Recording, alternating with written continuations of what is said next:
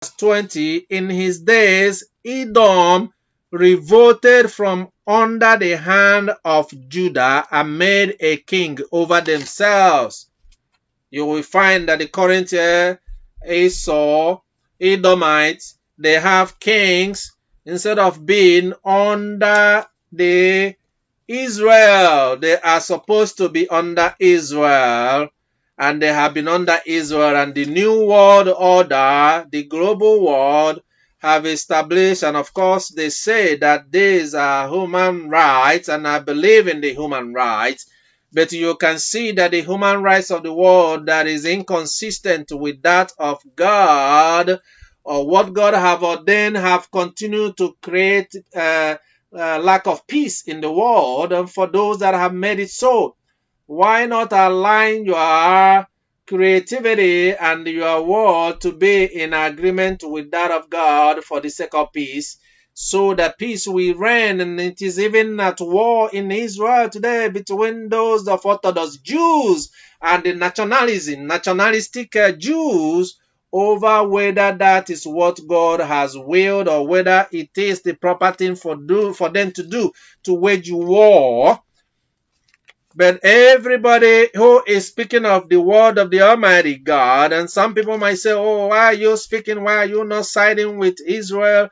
Or why are you bringing up all these stories of the past? And those things does not make things better. I'm telling you what God said and what God had ordained. The choice is up to you, whether you want to listen to it or whether you want to think about that and follow the example the Lord had given you. So we ask you and we urge you that you pay attention to the word of the Almighty God, so that it shall be well with you. Because no man can wish it away. No man can throw it away. Whatever God said stand. That is why when I give my prophecy and you have listened to that and seen that every word the Lord have decreed, it came to be as the Lord said it. No power, no principality could change that. Even as great as our country, they could not change what the Lord have ordained or decreed in all their power and might, because it came from the Lord, not from me. I have no power or authority to tell any government what to do, but whatever the Lord said, I say, and so it has always been. And that is why for you as the soldiers that know better, for you to take the word of the Lord as it is, as the Lord revealed in the word of Paul in his letter to the Romans in chapter 9, made a reference to the book of Isaiah 55 from verse 8 to 13, speaking about the word of the Lord must finish what is sent out to do. There is no principality, there is no power in this world that can alter or change that.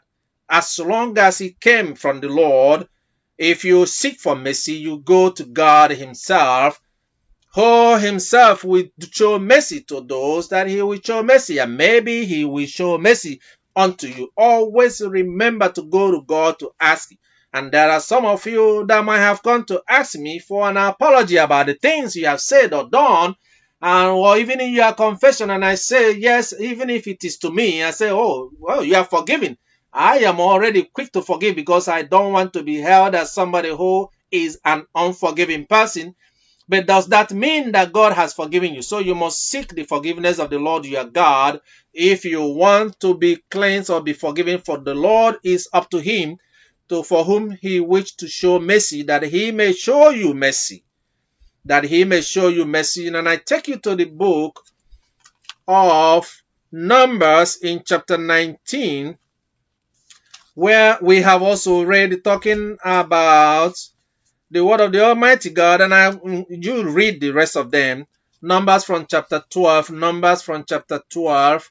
the book of Numbers in chapter 12, and then also Numbers chapter 20, Numbers chapter 20 from verse 12, Numbers chapter 20 from verse 12, and then you can read all the way down to verse 22, but I'm going to read from verse 14 just for you to make a point.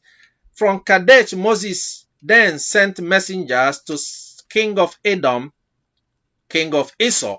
Thus your brother Israel has said, you know all the hardship that has befallen us that our fathers went down to Egypt, and we stayed in Egypt a long time, and the Egyptians treated us and our fathers badly.